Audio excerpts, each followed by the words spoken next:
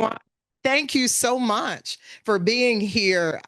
I am I mean, you will get to hear her. I mean, she's just amazing. But my name is Latrina Artis. I am the Scholar Grant Program Director at the foundation. And, I'm quite biased because I was a Rankin Scholar many years ago when I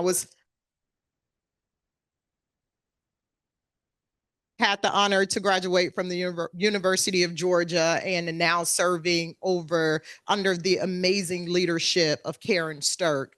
I would, just so you know, because she would normally be up here just in your thoughts her way and just some love. She had a family emergency. So, everything is good. We wanted to make sure you knew where she was and know that her heart is truly here with you. And she would want to be here, but life. And sometimes, as we said with the team today, we just got to make a pivot. So that's what we're doing. I'm going to give you just a little bit about the mission. If you don't know, can't tell it all. If you want to ask more questions, please come and talk to me after during the reception. But as you know, we are coming up on the 50th year of the Rankin Foundation being in existence. That is certainly to be commended. Grateful for the amazing founders. I will say we have one in the room on today, Miss Margaret Holt.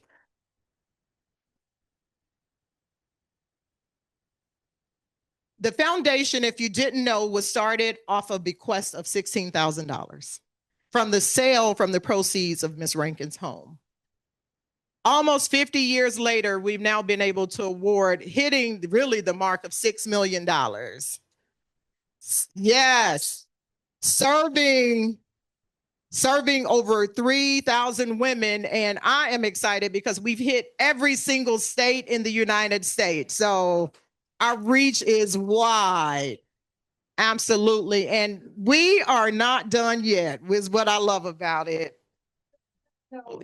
Today, I'm going to introduce to you the amazing author, historian. I mean, I'm amazed just with the time that I've set in with Lorissa, and just, I don't know, to be able to shine the light on Miss Rankin and just of the things that she did. Sounds like the mic went off. I got a big mouth, so I can yell. So we're delighted to have Lorissa Rinehart with us on today, who's going to be able to just talk and share all of the stuff that she has in her head and that she's put in the book. And then she will be partnered here with the president of the Rankin Foundation, Michelle. Look, I want to. It's a joke. Say that all the time because she certainly gets, called by that name. But again, just delighted to have you all here today. So thank you for coming out. You are in for a treat. Just know after they're done with their portion. So hold your questions, and it's an amazing day. And we're so glad that you're here. So thank you. Now I'll turn it over to Lorissa and Michelle.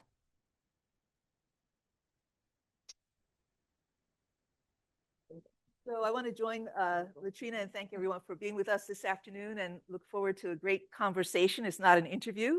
We actually have a conversation together and to learn and be inspired with Lorissa. So welcome to Georgia. Welcome to Athens. It's just 10 miles from Watkinsville, where her house is. So great to be here. How are you feeling? Oh, it's such a joy to be here. And, I was telling some people outside, but this is really where the journey of the book began. When I first started writing it, I came here to do my preliminary research. So it's really moving to be back here. And this is where I first got to know Jeannette on a more personal level. So I'm very honored to be here in conversation with you at the Russell Library. Sure. And before we get into the book, tell us a little bit about who you are. We know that you're a feminist historian. You're doing a lot of amazing writing online, but tell us a little bit about who you are. And yeah. Thank you. So, I came to writing in women's history somewhat circuitously. I had a long career waiting tables. where I learned a lot about people and the way we behave in social situations, which has actually been very helpful to me in writing. But I also, of course, went to university and did my master's at NYU in humanities. And then, coming out of that, I just started writing. I had always wanted to be a writer. I went to school later, like a lot of the Jeannette Rankin Foundation scholars. I didn't do my graduate degree until I was in my 30s. And I knew that I wanted to be a writer. And so I just began writing for anyone that would publish me. But what I found myself gravitating towards was stories of strong women who had been really ignored and omitted from the historical record. And that's how I was able to publish my first book, which is the biography of Dickie Chappelle, who was a trailblazing female war correspondent from World War II through Vietnam. And that's really how I got my start. And besides that, I'm a mom of two and a bad gardener. Yeah, so we've learned that her two sons have these incredible names, Thoreau and Hudson. Yeah. And there's a reason why those names were chosen, right? Yes. Well, so I named my son Hudson because my husband and I fell in love along the Hudson River in the Upper West Side. And his middle name is Roosevelt because Roosevelt was one of my favorite presidents, and Eleanor was my favorite first lady. And then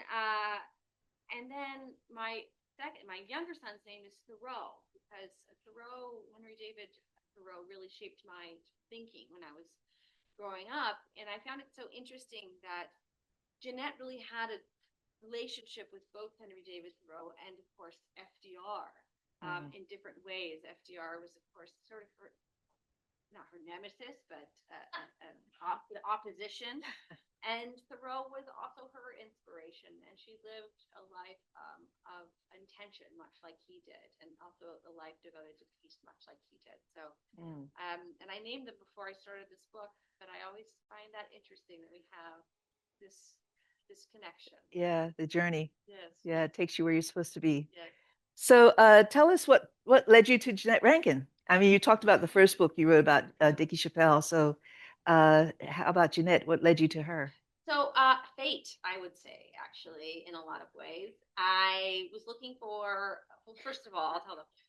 So I wrote like a whole pitch for another book that was going to be the history of the cassette tape during the Cold War and how it helped foment rebellions and revolutions, which is the book I still want to write. But my publisher was like, well, we want another biography of a strong American, woman with political implications. So I was like, okay, that's fun. I'm interested in writing that too.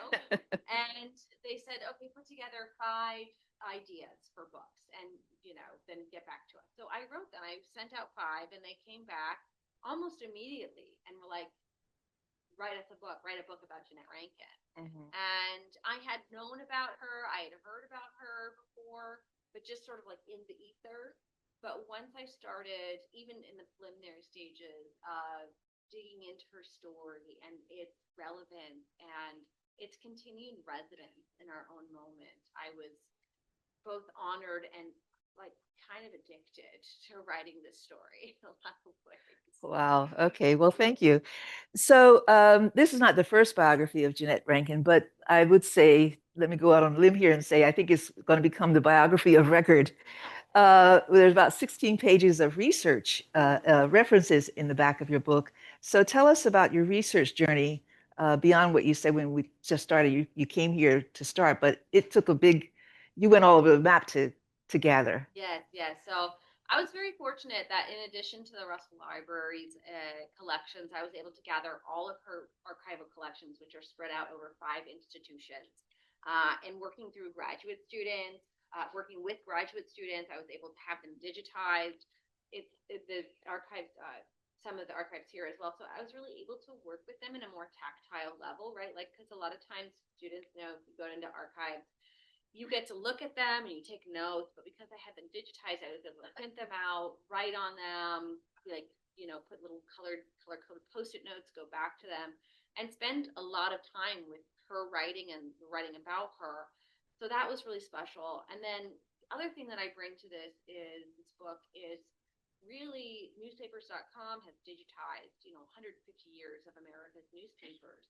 So instead of relying solely on clippings by archivists, histories, and the person themselves or their family members, I was able to go and do keyword searches of newspapers all over America. And, one of the things that people that don't realize or weren't able to realize is that when Jeannette was running for Congress and when she was elected, she was really the most well-known person, a well-known woman in the United States, and was really known throughout the world.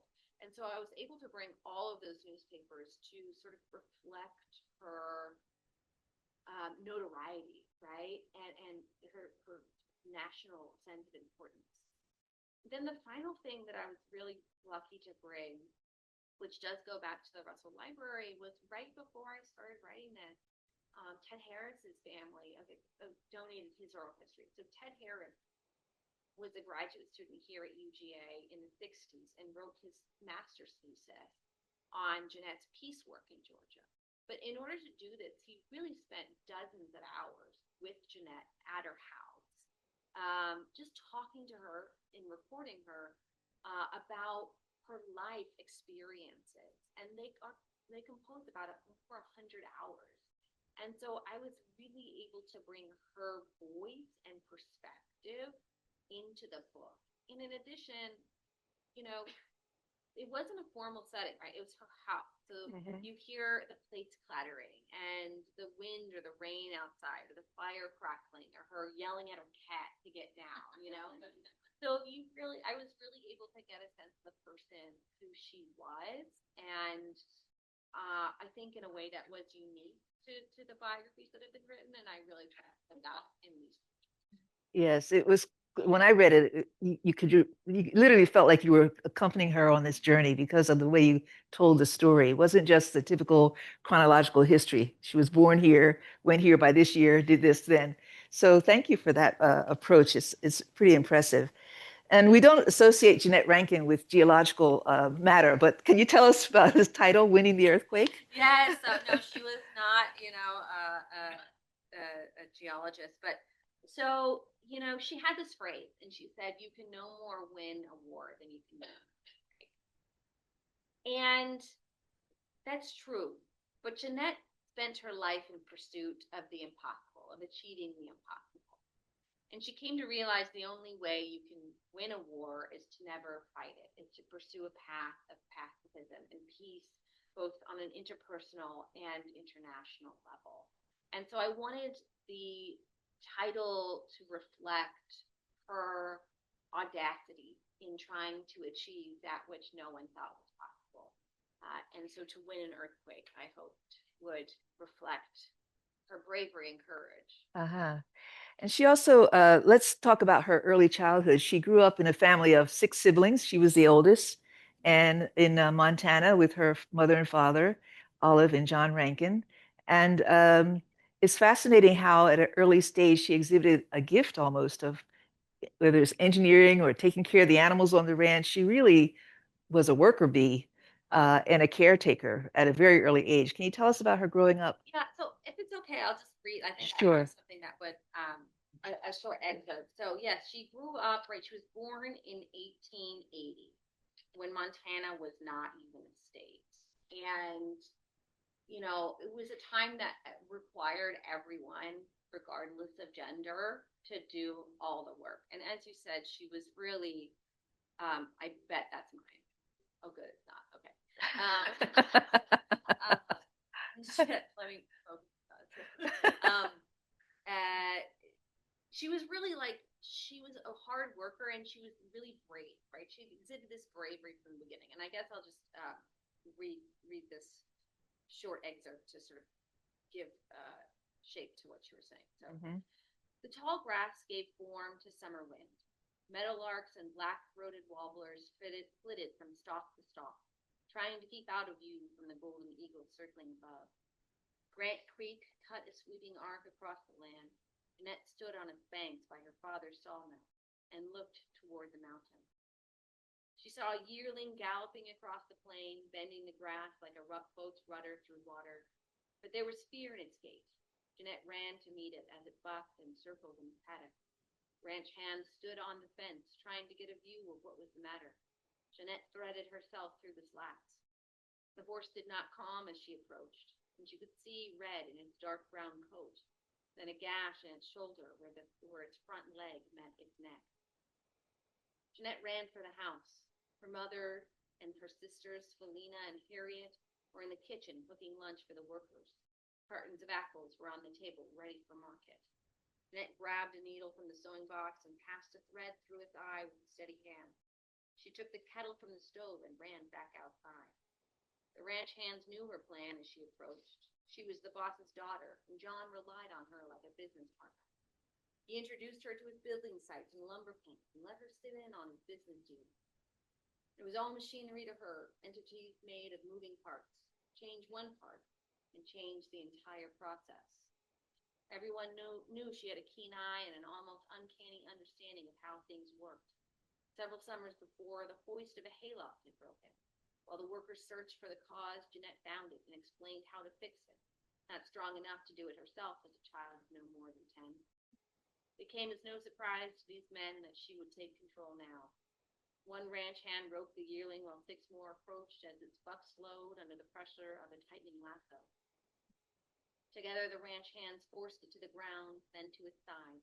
Jeannette knelt by its mane and stroked its neck in a gesture of comfort as she cleaned the wound with hot water. The horse kicked. Jeannette kept a steady gaze as she pinched the open flesh closed with one hand and passed the needle through with the other. She cut the thread with her teeth while she finished and tied knots with the expertise of a seasoned seamstress, which she was even now at the young age of 12. So Wow. quite a childhood. Yes, and it speaks to her fearlessness because most kids that age would be ew, Yeah. you know, and stand back waiting for the ranch hands to take care of it. And she just whipped into motion without any hesitation. And I think it also speaks to, that she wasn't afraid to do work, right? Like her parents were affluent by that standards, but she was in it, with the workers for sure. Yeah, and we'll talk more about that as we get further into the book. So let's fast forward though to her post-college year when she went to Montana State. Major in biology, wasn't quite interested in it. Yeah. But when she was campaigning throughout Montana for women's right to vote and women's suffrage and so on, it was pretty different from what was happening on the East Coast with the national suffrage movement. And that time, the turn of the century, there was a lot going on. There was the Gilded Age in the East. There was the ranch, the settlement, the homesteaders in the West, working like you just described on the ranches. And there was looming war over in Europe. There were a lot of dynamics in the air at the same time. But she took off to campaign and begin to talk throughout the state. Can you tell us about her approach to campaigning and how her upbringing may have influenced how she did that? Yeah, so, like, as I said, she grew up at this time in Montana where you had this sense of both a greater sense of gender equality, such as it was, but also like grassroots democracy in a lot of ways, because you had to get together to raise a barn or bring in the harvest, or if someone was sick, take care of the kids. Like everybody, the community had to participate and make decisions really together. And that's how she grew up, and that's how she really understood how government should function in a lot of ways. And I should also add that, she's sort of like this American mythical figure. Like she grew up reading the Constitution by candlelight. You know what I mean? And that's just straight out of a movie. And yet that's what she did. So you have this sense of grassroots democracy, of egalitarianism, and this strong connection to the founding documents of the United States. And when she was working for the National Association of Women's Suffrage, she got this, and it's based on the East Coast. She really, as you said, she got the sense that it was very hierarchical. Decisions came from the top, they were filtered down through the ranks, and it was not so much about building a grassroots democracy as it was about sort of influencing politicians in, state capitals or the national capitol. But that's not really what Jeannette was interested in doing. So when she worked on a number of campaigns both on the West Coast and the East Coast, but she came back to Montana. She was a field secretary for Nassau, which was, kind of like the main field organizer. she resigned that role to come back to Montana. And when she went to Montana, she did this really interesting thing. Basically, she identified precinct captains right throughout the state. But Montana is a huge state now, and it's hard to get around now. Okay, imagine when she's doing this in 1914. You can't be everywhere at once. So she basically said to these precinct captains throughout the state, I trust you to talk to your communities. I trust you to organize and to, speak to them in the way that is appropriate to your community, your neighborhood, your family. If you have questions, I will answer them, but I'm not going to tell you what to do or how to do it. And so in this way, she really created a constellation of power very quickly that was able to mobilize and adapt in real time. And so she began this campaign in 1911 with a speech on the Montana State Legislature floor, where she was really laughed at and booed, and suffrage was, voted sort of almost unanimously down by the Congress, by the lower chamber, and was not even voted on by the Senate. Fast forward 2 years, she's built this political machine, goes back to the legislature. It's passed almost unanimously by both houses, and then is sent to the electorate through a ballot measure, and is passed even through staunch opposition by the powers that be. And it's really a testament to the power of grassroots democracy, and not just a leader, but a constellation of leaders who are all empowered. Yes, and what stands out in the book is when you hear about read about the suffrage movement or see some of the black and white old movies, it's women talking to women. Yeah. But Jeannette she went to men too, quite a bit, and that was a surprising thing. How she was, again, fearless and understood the need for everyone to talk to everyone who could have a voice in determining who was going to represent them. Yeah. So going back to that excerpt that I read, she was adept at talking to ranch hands who are pretty salty people, then saltier still, her father owned a number of lumber camps, and she would go out and cook for these guys and stay overnight as a young girl and a young woman. So she's used to talking to pretty rough and ready guys, but she also understood, right, that even though oftentimes the genders were pitted against each other by political powers or corporate powers, that what women generally wanted, right, what within the suffrage platform was what oftentimes men, and particularly working class men, wanted, right? You want government oversight, you want fair wages, you want the right to organize, you want clean water, you want health care. These are all things that she talked to them about very specifically, and rightfully convinced them that enfranchising women would not disenfranchise them, but actually give them more political power. And I'll just tell a little story that I love. It's not from Montana, it's from California, if I may just go on. Sure. But so she's in this very remote California town called French Gulch. It's up by Mount Shasta, if anybody knows where that is. And the only way to get to it at the time was by stagecoach. And this is super remote, right? This is in the era of cars, and you can only get there by stagecoach. It's a mining town, much like much of Montana. And it's composed of a couple brothels and 6 saloons. And she goes into town after quitting time, and everybody's out on the street drinking. And she gets a soapbox and stands on the soapbox and starts talking about women's suffrage, and the men just start, sort of congregating around her. And when it's time for California to vote, French Gulch votes for suffrage by 97%. Wow. Yeah. Because she was able to speak to everyone's, need for representation in democracy. So, what was the spark that led her to decide to run for Congress? Was there any one thing in particular, or was it just her determination to, at early stage in her life, to try and be engaged and make a change? I think she really felt called to be a trailblazer in a lot of ways. Mhm. And I think it was both for women, right, to show women that they could be in elected office, but also to have a greater sense of democracy. So for Jeannette, and I'll say this, and then I do want to just read another excerpt because I write better than I talk. But for Jeannette, suffrage was the beginning, not the end. She really had a vision for an expanded definition of we the people. And I will just read it because it's very, I think this is like the crux of the book, and in a lot of ways, I think the crux of her legacy. So just a little bit of context. She has been elected. This is March of 1917.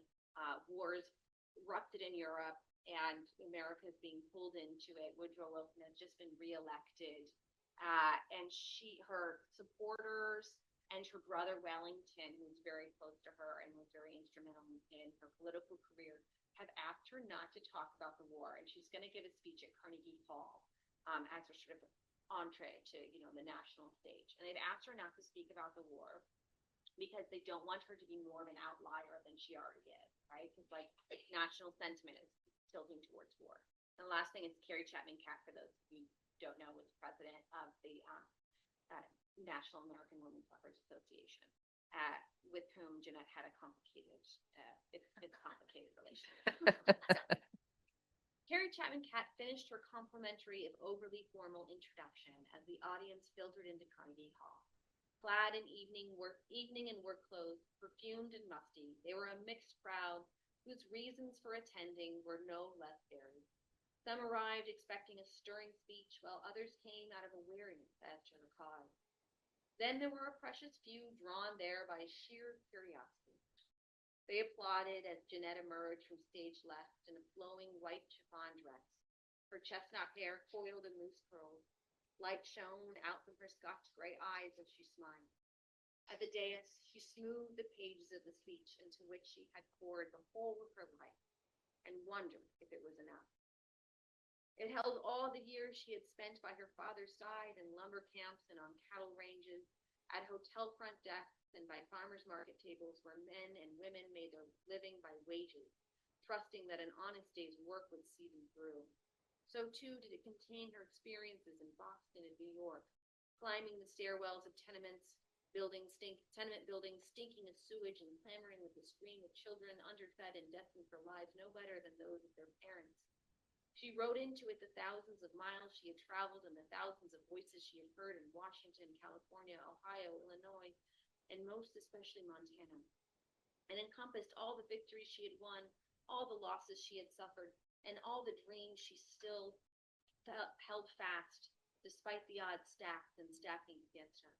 But most of all, it contained the vision of democracy she had built with all these years and experiences, miles and voices, wins and losses, and the sum total of hope she had encountered along the way. So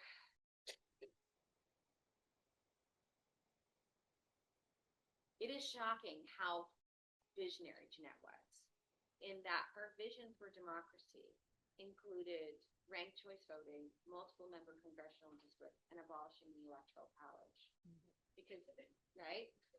Yeah, yep, that's right. 1917, and she was formulating these thoughts and campaigning for these things beforehand. And it is a vision that continues to resonate. I think bipartisan doesn't begin to cover it. It's just about what democracy is and how we express our voices in government. And I think that's really at the heart of Jeannette's legacy. And I also just want to say that this speech, there's one copy and it's here. And when I came across it, I fell back into my chair because it is one of the most powerful speeches in American history. And I believe one of the most potentially paradigm shifting.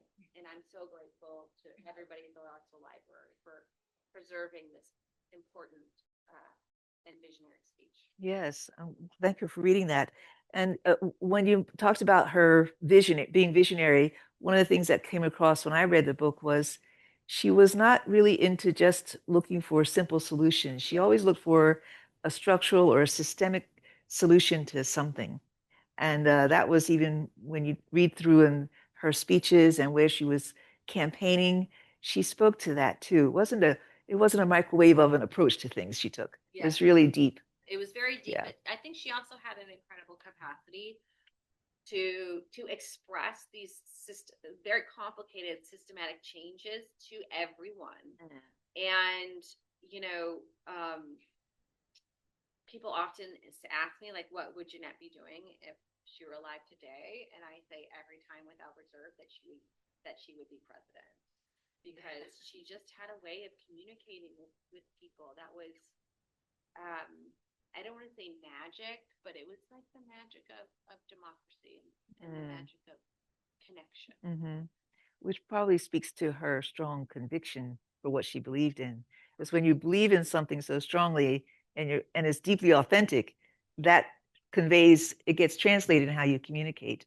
You don't have to search for a meaning. You live your meaning. Yeah. Yeah. So thank you. Well, it's hard to imagine what it must have been like to become the first woman elected to Congress in 1917, 16. Elected 16. Yes.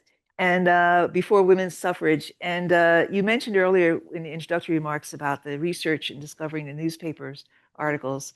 What can you tell us a little bit about how she was covered by the media? Because I think that also resonates with what continues to happen to women who run for office today. Yes. Okay, so my favorite headline that I came across in researching this book was, and I don't remember where it was somewhere in the Midwest. It was like, Jeannette Rankin hunts bear and can cook.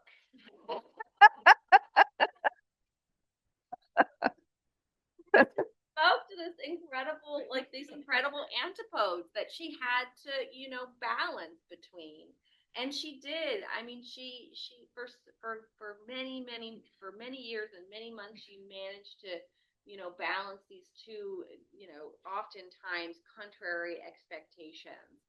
But in reading that headline and then looking at how so many women are, treated when they run for election today, it just had such resonance. You know, there's this statistic that that regardless of the way a woman is talked about, once her physical appearance is mentioned, regardless if it says she looks great, she looks bad, doesn't matter. Regardless if her physical appearance is mentioned, her favorability goes down. And I think that's something that Jeannette absolutely, in a very unvarnished way, had to confront and navigate through. And she did so with a lot of grace, but it was like sad for me to read it a lot of times. And because of her fieriness, they said she had red hair. Her hair was not red. Yes.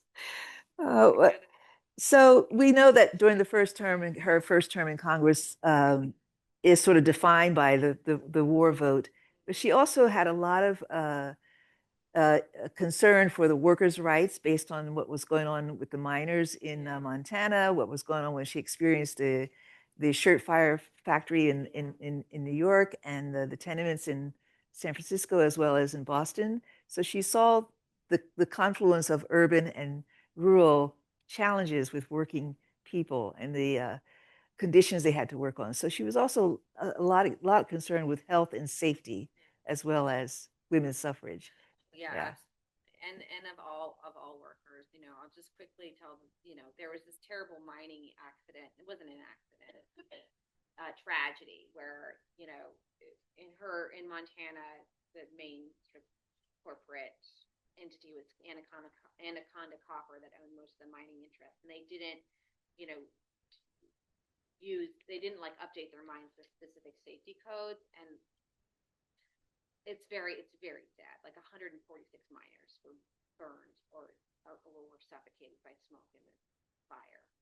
And she went back to Montana both to try and advocate on their behalf in boardrooms, but also, marched with them in the street and spoke at their rally and, showed a great deal of solidarity. And then with them. And she made, again, she was such a great orator and such a great speech writer. She gave one of the most stirring speeches ever given on the well of Congress, where she just put it all on the line. She just laid it out there in support of the miners and trying to pressure Anna Kournikoffer to compensate them to raise their wages and to implement safety measures. And then, there's another incident in Washington, D.C., in the Treasury, where they're printing the war bonds, right? And the women, there's mostly women working there, and they were forced to work for 12-hour shifts. They weren't paid very well. They were subject to sexual harassment and abuse, if not violence, by their boss. And she heard wind of this, and she did not go out on the streets because this is the thing about Jeannette. She was equally good at grassroots politics as she was at backroom politicking. So she marches into the Secretary of Treasury, McAdoo at the time, office, and basically threatens to expose him as the ne'er-do-well responsible for the abuse of women, and puts him in a political corner, and gets their wages raised, gets the guy, their supervisor, fired, and they become the largest women's union, the plate makers in the United States. So That's right. yeah, she was definitely for unions and for workers. Huh. That's a great story, and I think it's wonderful to read about that and discover something new that is not generally known, because it, for the students in the audience, it just gives you a sense of what's possible if you just have a conviction and believe in something. Don't give up, right? Yeah. So so she was elected to Congress, and we all know about the vote. And can you give us a little context about the World War I entry into the war and what was happening in Congress, where she kind of said no, didn't support the war. She wasn't the only one, though. Yeah. At that time. Yeah. So 50 members of Congress, and I think it was 6 senators voted no. And I think, in writing this book, I reconsidered a lot of sort of American history that we're generally told, regardless of its veracity. And so, in the lead up to World War I, basically, Jeannette correctly identified from the beginning that it was really about the smoldering animosity between ancient states, and that America had no place in fighting that war. But then what she had an inkling of but didn't know, because it was not known to the public, was that J.P. Morgan and other financiers were lending money at Wilson's, with Wilson's permission, hand over fist to the Allied powers, basically allowing them to continue the war rather than having to negotiate a détente, which would have potentially been the war to end all wars.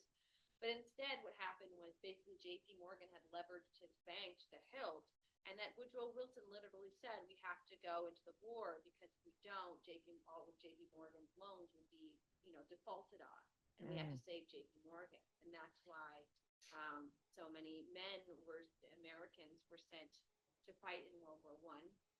And Jeannette, knowing that there was profiteering happening, not on this level until later, until it was exposed in the 1930s, refused to be participant not only to the slaughter of young men, but also to really the generation of the military-industrial complex, which we continue to see, bulldozing freedoms all over the world today.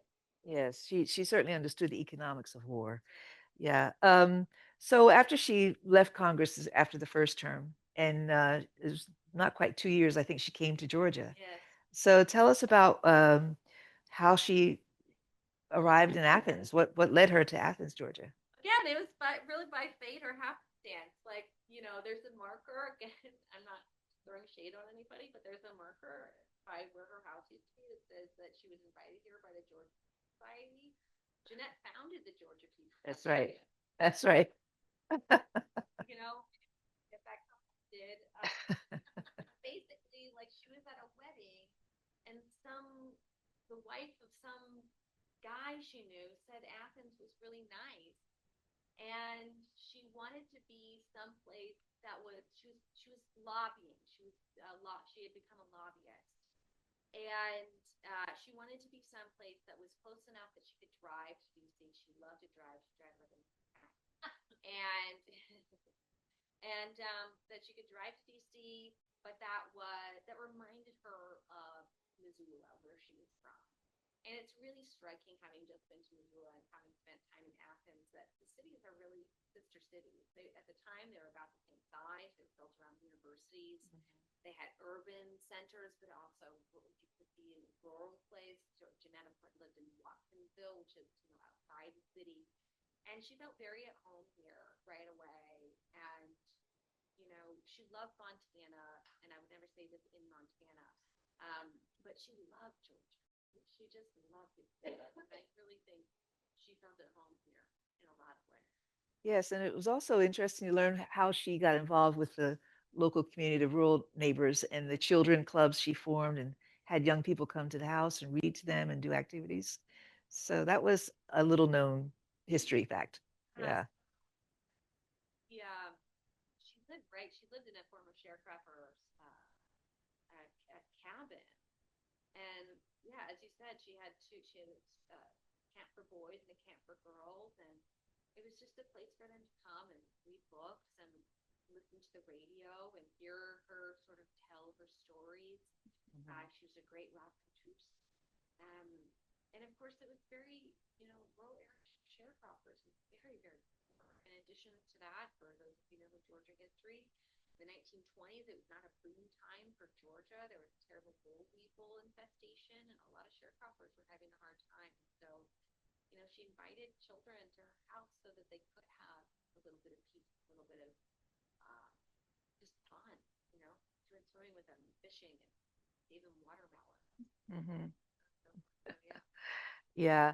And even though she was here for nearly 40 years or so altogether, 50 years, a lot of people, not just outside of Georgia, but even those of us in Georgia, even if you just go to Atlanta, a lot of people say, Jeannette who?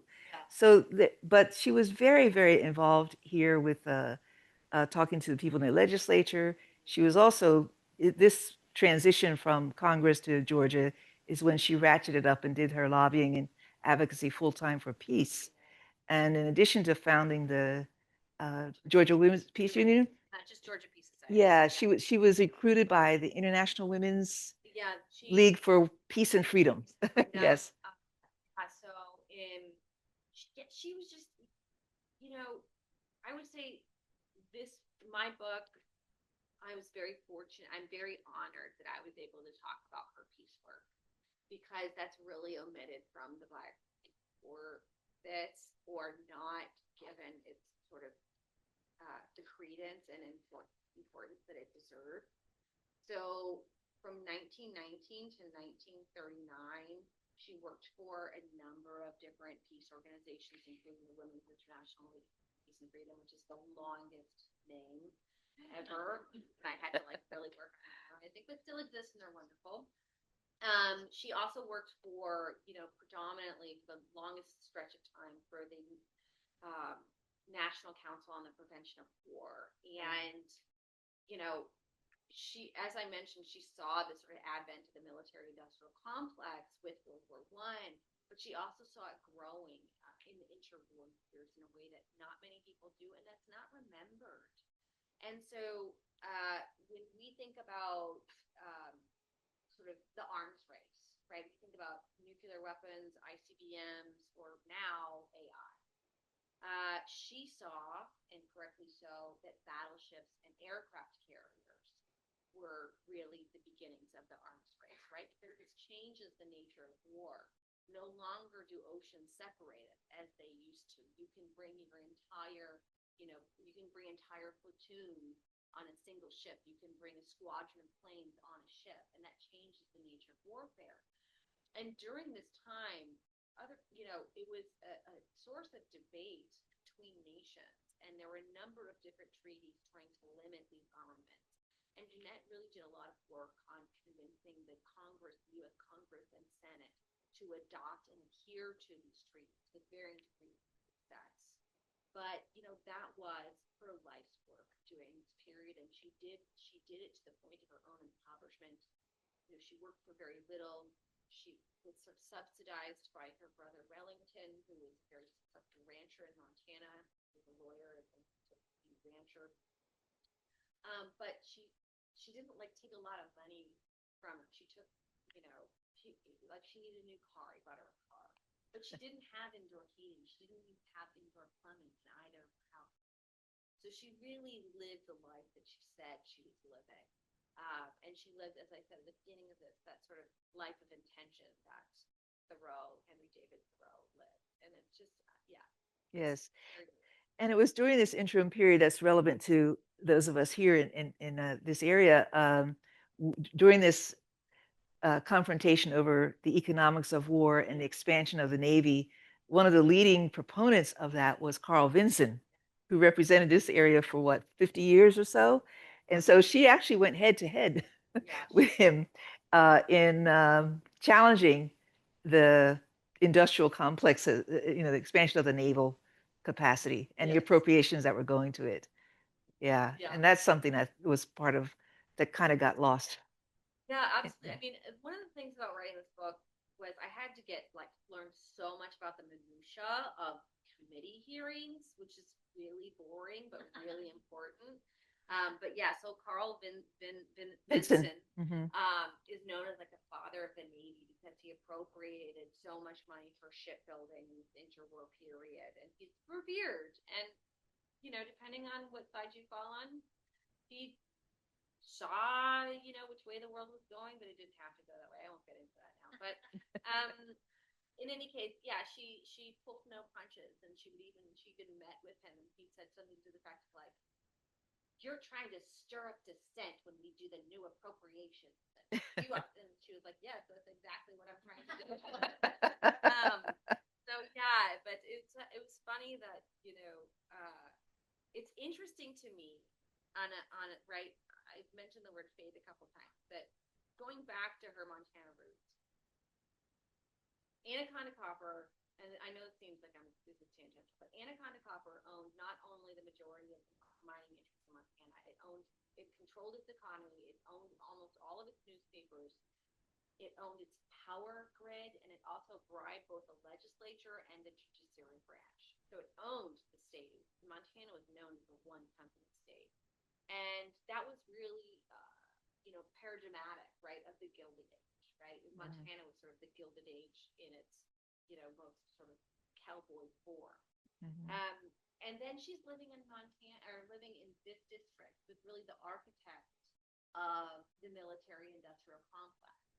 And it's just striking to me that she found herself in the center of these two sort of historical narrative arcs twice. Yeah, very dominating situations. We're getting the signal here, so just give us a couple more minutes. But one of the things that I discovered was when she was here in Georgia, she did so much travel. I got weary thinking about her time she drove across the country, and then she'd get into a train, and she got midway in Chicago one time, and the snow couldn't let her go further. She had to stop driving.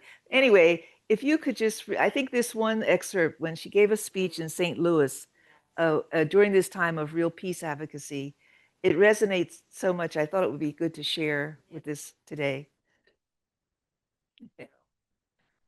So as you said, she's just on this whirlwind tour across the country trying to spread the gospel of peace. And so she got to the heart of St. Louis, Missouri, telling her audience in Harris Teachers College that the human spirit cannot be conquered by negative measures, by a choice between experiences, by a devotion to a faulty political machinery. It must be won by a positive vision of a world at peace, a world in which life and not death is honored, humanity and not health and health is valued, love and not hate is practiced. Yes, thank you.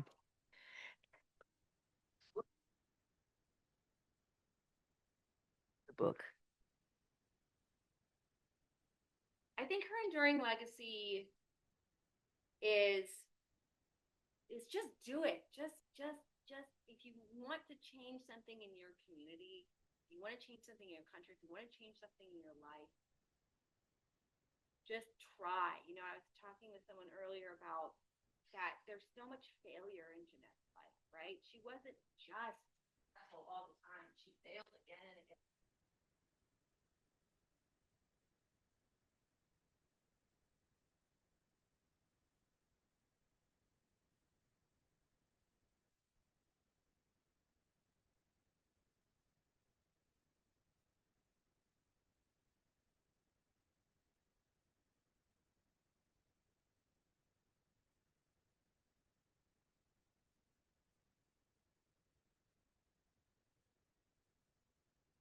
Many.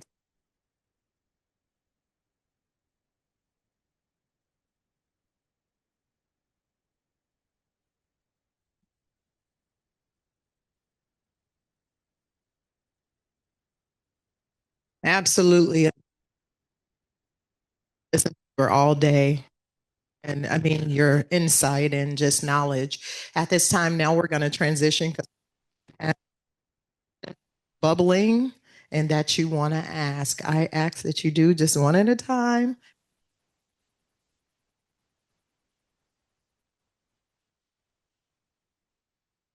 Yeah. So, who wants to go? We only got about 15 minutes to get this part done. So, I want us to move through rather quickly. Her hand went up quickly. Thank you. Do you know if she ever argued with herself about the peace vote, against the war? Did it ever occur to her to think, if I go ahead and cast this vote, even though it's against my um, uh, thinking, that I could do more? There were so many other causes that she could have worked on. Was there any back and forth in her mind about casting that vote that way? So I couldn't stand to be alone. And so she never wavered from either of her votes against whether America's entrance into the Great War or its declaration of war against Japan. And you know, you bring up a really good point, and this is somewhat lengthy, but I want to address it. You said there's so many other things that she could have done, and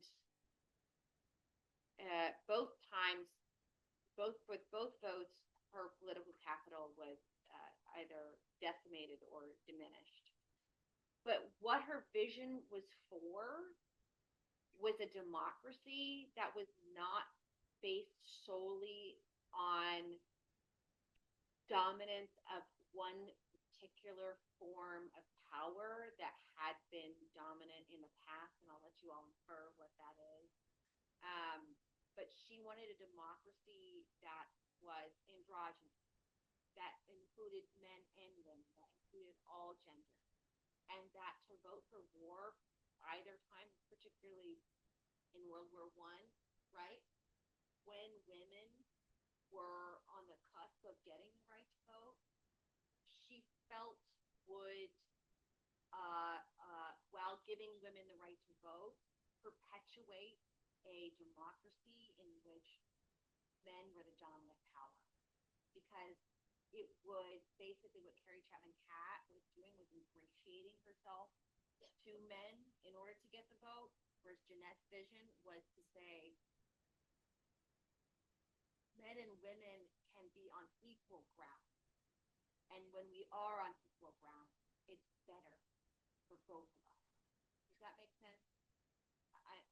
Yeah. Read the book. I'm going to start taking it. When she made the Carnegie speech, she focused only on the things, the ranked voting, etc. She didn't touch on the war. And then I wondered, I think she regretted that she did not speak up earlier about it, especially when someone came to her and said, if I had known you were going to vote, I would have voted. And I just wonder if you saw that, that regret didn't. or lobbying for that. And at one point, you say that she wanted to reach her ambition.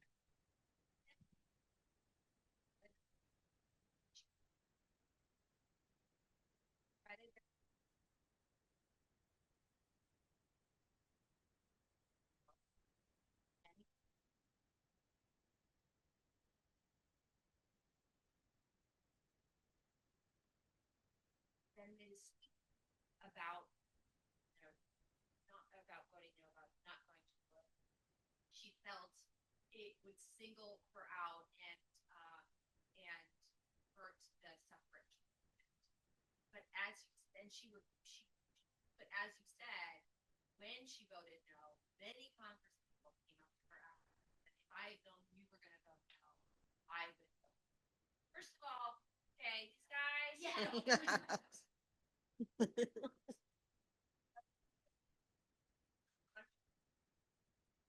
Not go there, but she did regret not making a statement about why she why she did not. In regard to her greatest ambition, you know, her reach track. This is the life worth living. Her ambition was to implement electoral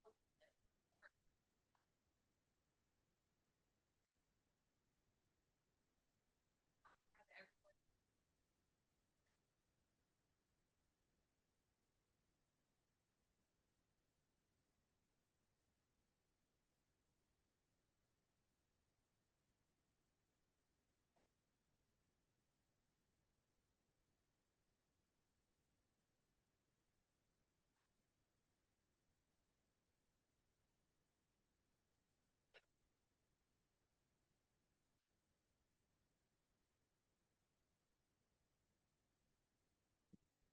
Thank you. I'm wondering that in this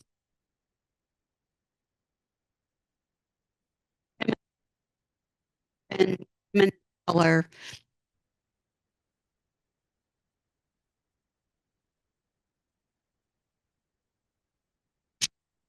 that if you know,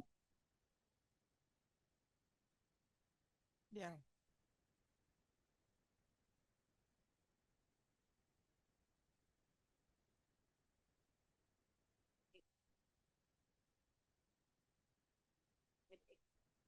Black women and women of color in ways that were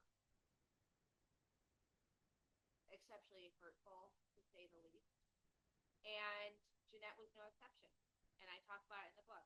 In her speech to Congress in favor of suffrage, she used racist math to say that enfranchising white women would disenfranchise black people because there were more white women in the South than there were black.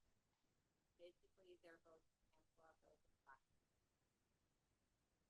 And, you know, that can't be ignored or glossed over. That's history. And that's part of her legacy. And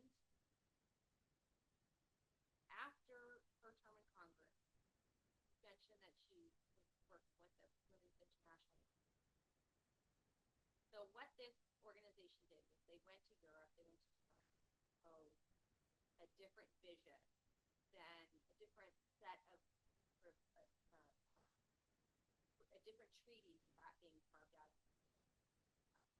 And on that trip was Mary Church, who was a prominent black suffragist. And all these progressive women purported to be for equality refused to share a room with Mary. And Jeannette, seeing the hypocrisy of this, not her own hypocrisy, happily share a room. And I can only imagine that Mary read her the riot act about what she had said. talked to her about how foolish it was. And, you know, Mary, call it intersectional feminism today, but she was really a trailblazer. After that trip, I don't want to say Jeannette was like a Christ hero, but she had a dedication to racial equality that was, I believe, genuine and a lived practice for her. And I don't know if this is the right thing to say, but I think I'm a white woman and I try to grow in my understanding of different experiences.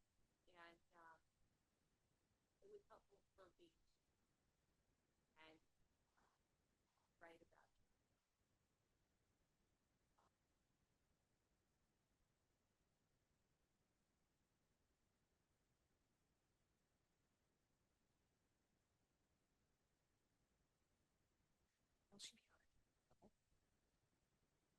Yes, this one is working better.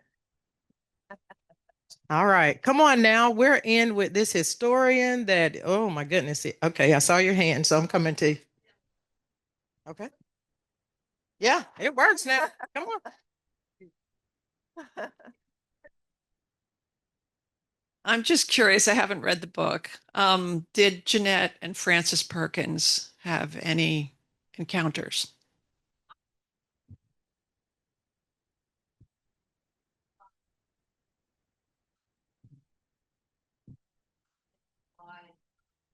FDR Secretary of Labor throughout his term, as well as Secretary of Labor in New York City,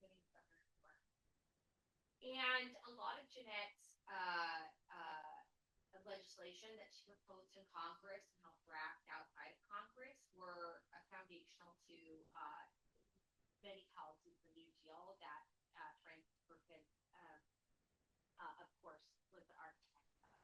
So I like to think of them as sort of intellectual companions, but unfortunately, I have no documentation of any sort of friendship. Thank you.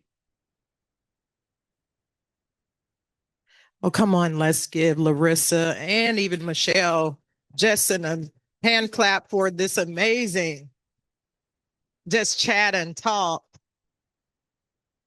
I will say that I saw many of you have books. Just know that there are books that you still can purchase. So if you're wanting to purchase, the individuals, the young lady is out here where you can purchase, and Lorissa will autograph them for you. So she'll be at the table. Thank you all again so much for coming, just to share in one of many, because Lorissa is not finished. She's on the way to Atlanta and then wherever else the roads may lead her, to continue talking about the amazing work that she's done and has written in this book. So again, thank you so much. Leave safely, be safe. Come on out, purchase the books, let Lorissa sign. And yes, there is refreshments out in right here in the hall. So do not leave without taking some with you, or I'll drop them in your bag.